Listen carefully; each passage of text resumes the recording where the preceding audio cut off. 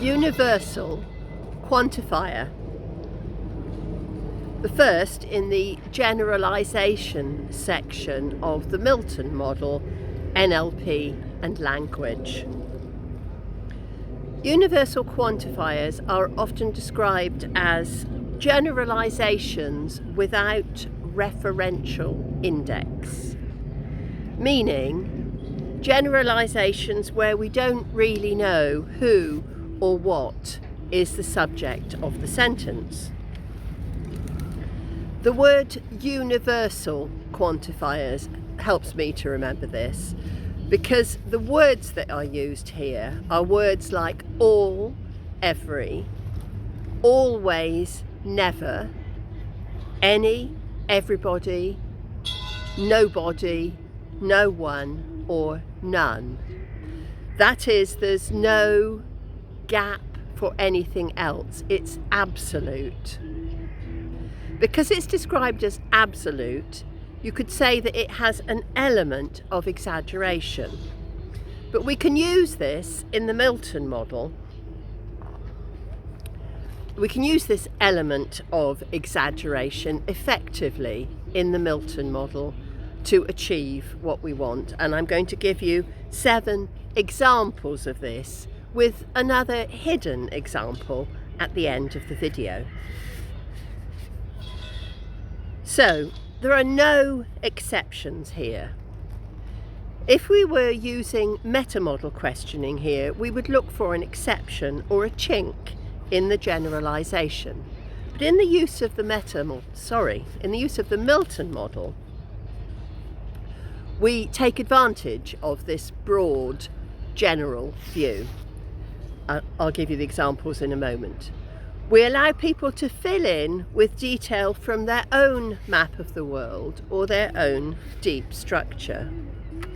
For example, if I'm working with people on a training course, I might say everything that you've learned on this course can be useful to you during this module. Everything. So I'm deliberately saying everything, which probably doesn't mean that they will remember everything that they'd ever learned, but it will allow them to choose different specific things according to what it is that they have learned. So everything is the word. Example 2, somebody might say, no one cares about you more than I do. No one cares about you more than I do. And if that's said in the right context and in the right way, that's a very nice thing to say. It can come across well. Example 3 uses the word anything. Anything is possible. I like that, but I find that useful myself because that frees my imagination to consider that anything is possible. I mean, that's a lot nicer than saying, well, anything is possible apart from maybe da da da. You know, to imagine that anything is possible is nice.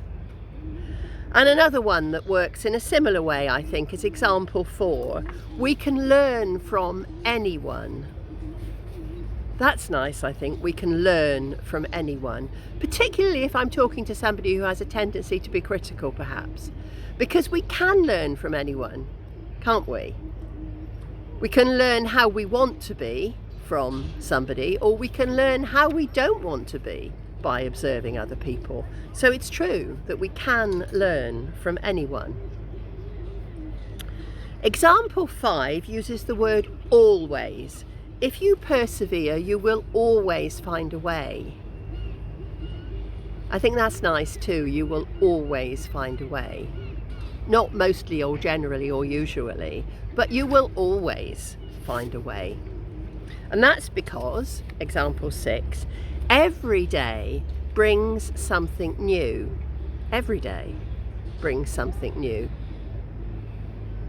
I don't know how you could question that one, actually. Every day does bring something new, doesn't it? It does. Every day brings something new. And another one I was thinking of, example 7, another one I was thinking of just the other day, is it's all for the best. That's nice, actually, because the it is really unspecific. It's all for the best. That's a proper Milton model language example sentence overall. It's all for the best. Yeah, I find that quite reassuring in the right context. And when I say in the right context, I mean the zetetic rigor model context, where we recover information and generate experiential richness for our client. If you like this, please like this video, comment and subscribe by clicking on the yellow logo. And I think finally, never underestimate the power of universal quantifiers.